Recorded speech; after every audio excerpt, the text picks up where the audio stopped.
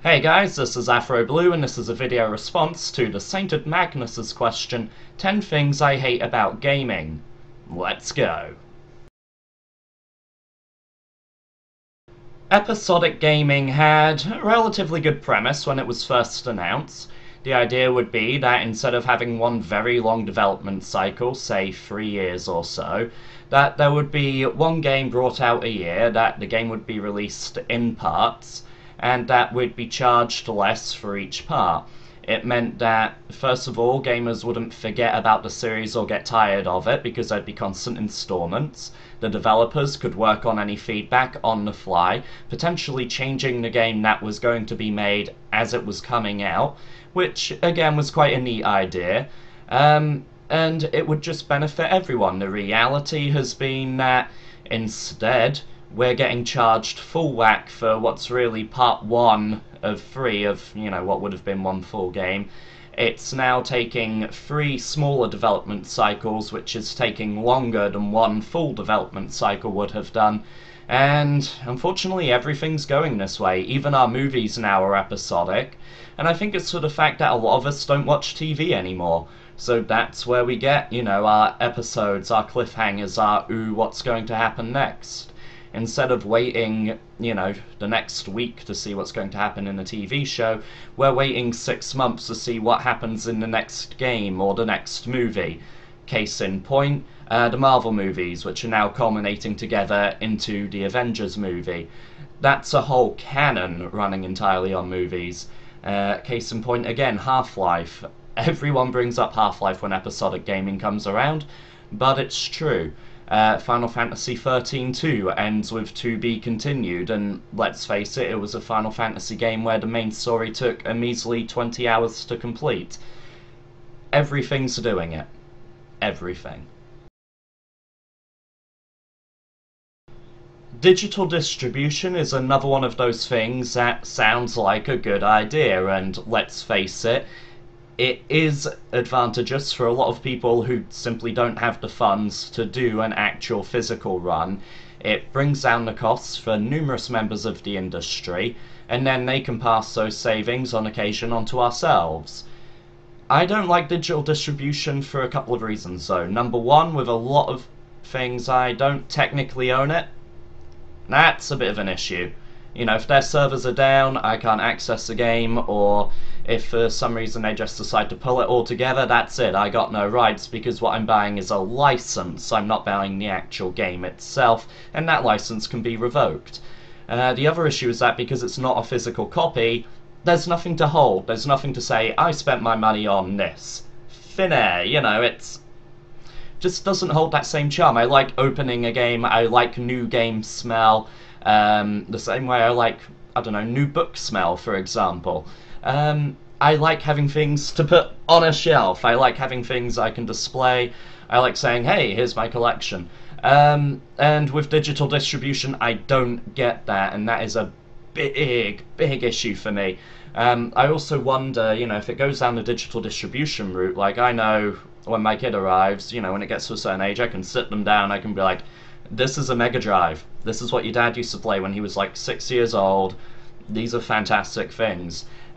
Digital distribution, as I say, if they suddenly say, oh, no, you don't hold that license anymore, or the company goes under and the servers go down, or any number of other things, I'm like, hey, yeah, we used to play this game, it was kind of fun, but I've got no way of showing you it except maybe some old videos on YouTube, if YouTube's still going. In the same way, sort of, Halo 2's multiplayer servers are already down, I can't, turn around to my kids someday and be like, hey, Halo 2 online, it was like this, because it's gone. Even with games where the servers stay up, that time has passed, there's no one in the lobbies. I don't like that. I really don't, and it's a big reason I don't like digital distribution.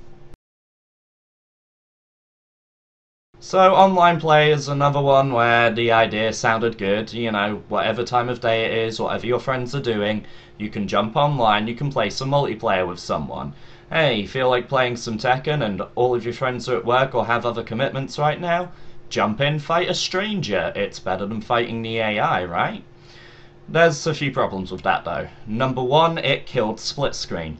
I used to love getting friends around, you know, for say everyone around the N64 around GoldenEye. I think for most gamers that is a fantastic little memory. Doesn't happen these days though. I think the last racing game, for example, I bought that had split screen was Burnout Revenge, and we know how old that game is. Also last fun racing game I bought as well.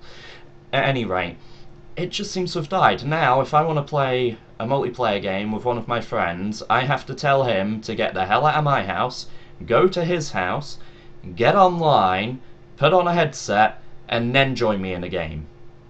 That's just retarded. There's also the fact that, as I said in the previous point, lobbies tend to clear out pretty quickly. Games don't tend to hold their online play lobbies very long. For example, Marvel vs. Capcom 2, XBLA, try getting a match on that. You simply can't. And then when you do, it's someone who's playing it cheap, playing competitively, only wants to win, not there for fun at all, and it will be a Magneto Sentinel team, and it'll just be beam spam, beam spam, beam spam, get lost. I haven't got the patience for that.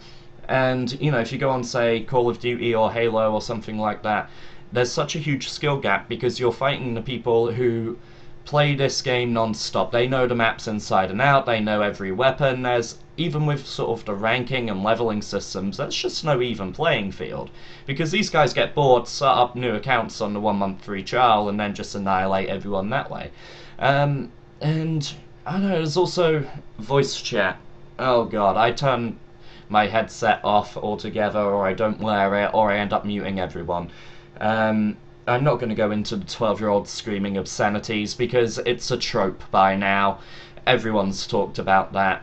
But yeah, online play, it could have been so great, but we humans ruined it, and developers then decided to kill split screen as well.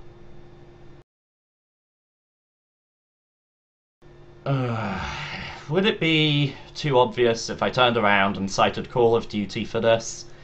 Seriously, there are a lot of games where it is now one game a year, not a whole lot's changed on the mechanics. You've even got alternating teams, so you get a lack of consistency within the actual tone and quality of the games as well. And they do just seem to be churned out quickly to make a fast buck because, hell, we know people will buy them. I don't know, it sort of seems to be making a game for the sake of making a game. Assassin's Creed has gone down this route. I mean, Assassin's Creed has retained some quality, and we're now getting Assassin's Creed free. But I don't buy the excuse they gave us that, you know, the story will all end and wrap up for December 2012, and it would seem silly if we were playing a game about the world ending in December 2012 with the game coming out in 2015. I can see that point, but at the same time, you know, you can't help but feel like games are being a little rushed when they're coming out once a year. Yeah, retro gaming's become very popular, which on the one hand is fantastic. It means more people are trying older games, more people are learning game design lessons and techniques from older games that really I think a few modern games could, you know, pick up from and take a note from. On the downside, it means that the rarer games, when they do pop up in, you know, little stores or eBay or something like that, are being snapped up straight away. It means the prices in the first place are going straight up, and it's also becoming hard to tell who's actually, you know, passionate and who actually cares about older games, and who's just simply there for the fad. Sorry. This is a big one for me. No matter what a developer does, no matter what someone puts out, someone will be whining and complaining about it within about 5 minutes. Oh my god, they've ruined it! No, they really haven't. You see, I'm not talking about the people who have legitimate hang-ups and complaints with a game. I'm talking about all these people who whine for the sake of whining, complain for the sake of complaining. I mean, personally, I'm a Sonic fan. I see a hell of a lot of this, and Sonic has a big problem that not only is its fan base, you know, 100% unpleasable. You just, you can't make them happy without just saying, okay, we're re-releasing Sonic 2 in HD. Even then, one camp will be like, oh, they did it in 3D, they should have used HD, 2D graphics. And other people, if they did it in 2D, would be like, oh, we wanted 3D models, this is 2012, yeah, really, you're not helping, you're not contributing towards anything. You can't even agree on what you want from something. It's absolutely insane.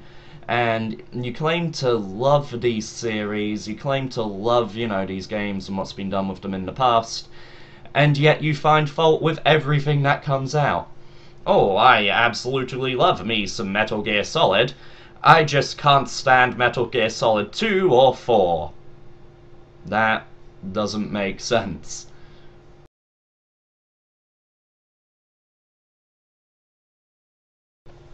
This is the only Game of the Year edition that I've bought where I thought, you know what? Yeah, this was Game of the Year. 2009, Game of the Year, 100% behind that.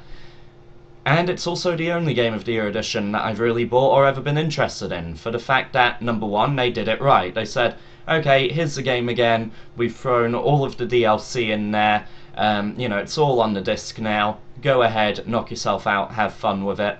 The fact that the achievements counted separately didn't hurt either, but there we are. But we've also got, about 7 games a year coming out as Game of the Year edition. And you're thinking, well, hang on, these are 7 Game of the Year editions all in 1 year. That really can't be right. You can't all be Game of the Year. The problem is, to bring out a Game of the Year edition, you only have to be Game of the Year in one person's eye. And that's silly, because when you start reading the small print, it could even say, Game of the Year, according to Joey down the street. Ridiculous, and those that don't get, a Game of the Year title and go, ah, nuts, we really wanted to release a Game of the Year edition, just turn around and go, Complete Edition, LA Noire, Mortal Kombat, both guilty of this, we'll just do a Complete Edition, it'll be fine. And gamers are getting trained on this now, where they go, oh, I'm not going to buy the initial release. Like, some people are going, oh, I'm not going to buy Skyrim. I'm going to wait for the Game of the Year edition with all of the DLC included and buy that. But the problem with that is, if you buy the original, sales are up, everyone turns around and goes, yes, we will release DLC for this, we will release a Game of the Year edition. That is fine. But if everyone sits there and waits for the Game of the Year edition, then the initial sales are never going to be high enough to warrant a Game of the Year edition. Sort of a catch-22, because a lot of people are going to feel like, oh, but I'm getting ripped off. If I can buy it in a year's time for the same price with, about 20 quid's worth of extra DLC thrown in, then I will wait. And I can see their point, I can see where they're coming from. But if they do wait, as I say, they're not going to get that Game of the Year edition in the first place. Yeah, that really needs some rethinking. Capcom got caught out for this one again on Street Fighter X Tekken. You see, DLC is a wonderful way for developers to say, okay, this game's been popular, okay, we've got a fan base, let's reward them, let's give them a little something extra.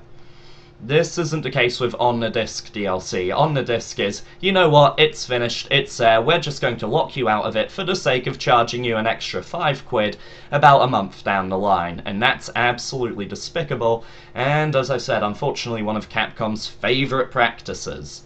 Now, I should bear in mind here that On The Disc DLC is entirely separate in my mind to Day 1 DLC or online passes. It's an issue that I'll delve into more deeply, but for example, Arkham City coming with the free code for Catwoman on day 1, with those buying it second-hand having to pay for Catwoman. I'm 100% behind that, and I will explain my reasons why in an entirely separate video. But On The Disc DLC, get lost. So, there was one game series in particular that I was following and very much enjoying. Oh look, there's Shenmue. Oh look, there's Shenmue 2. You know how Shenmue 2 ends? With Ryo stuck in a cave. You know where Shenmue 3 is? It's not coming. You know why? because it didn't turn a profit. And I tried to help this thing turn a profit, I really did. I even turned around and got Shenmue 2 all over again on the Xbox. No. Sorry, despite the popularity, didn't turn a profit. No Shenmue 3. Let's take another example of a game series I was enjoying. The Oddworld games. Look, even got Munch's Odyssey there as well, and Stranger's Wrath is around here somewhere. This was supposed to be a quintology. And although there are rumours that they will be coming back, nope. Sorry. Been a huge gap, and now it's only a case of they might return. Hell, I even bought the games again on Steam just to see, if that would help, but no. And then there are just other games which, really fantastic, introduced something new, should have been played by more people, some people should have picked up some lessons from, but instead they end up being sort of a cult hit, Only a select few end up playing it and knowing about it and adoring it, and a lot of the time those people are so late to that party they have to pick it up second-hand. Oh hi, look, it's Guitaru Man. Look at that. You know what? It was even to the point with Guitaru Man. Again, like Shenmue, Guitaru Man lives on PSP, the remake. Again, we probably won't see a Guitaru Man 2, and it's your fault. This is the biggest one for me. Our critics are assholes. Yahtzee, AVGN, the people that we have elected to speak on our behalf simply through the popularity and the exposure that we have afforded them in the first place. These people do speak passionately about games, yes, but they're speaking passionately about how much they hate everything. And that's a big problem. That makes us look like these vile, impossible to please little basement dwellers, when really that's not what the gaming community is. In the meantime, we have shining examples of what we can be and what we can achieve in people like Joey Rue from 16-Bit Gems, in people like Brian Lee, the gaming anthropologist. These are people who are trying to pave the way to a better perception of gamers, to a better perception of our pastime, to get ourselves validated, to have gaming accepted as an art form, as being something far more legitimate. And yet we don't afford these people attention because we can't get any lulz out of them. That is horrendous. That is absolutely pathetic, and the vast majority of the gaming community should be ashamed of that fact. I mean, I'm messing up my words because I get that angry about it, and I'm usually pretty good with my words. Seriously, guys, come on, you've got a choice. Do you keep saying, yes, this is the example of what we all are? Behold the Yahtzee, he talks very quickly, he's British and he's a sarky twat. Or do we turn around and say, this is Joey Rue, he is an intellectual, he is, a holder of a degree, he has a partner, he has a job, he talks about games with a passion because he loves them and respects them, and he's talking about, the actual mechanics of the game, what works, what doesn't, what could be improved upon, why, instead of just making dick jokes. Your choice. So that wraps up the 10 things that I hate about gaming. Usually, you know me, I'm quite a happy, positive guy most of the time, and despite being British, I don't tend to be that cynical or sarcastic when I'm speaking about games, so it's very unusual for me to put a negative spin on anything. And probably something that you're not going to see from me that often. But still, I think it's, quite good, quite cathartic to get those things out there. And I actually applaud SMS for, putting that show out in the first place. And it's gotten a lot of responses, a lot of people talking. And I think when we are talking about the negatives, if we're talking about it in a way where we're not just going, oh, damn this. If we're going, oh, damn this, but you know what, we could make it significantly better if we were to apply this, that, and the other, then great, we can work towards progress. We can say, look, this is what we're unhappy with, this is what we'd like to see changed, even this is how we'd like to have it changed. Please, guys, let's start being constructive.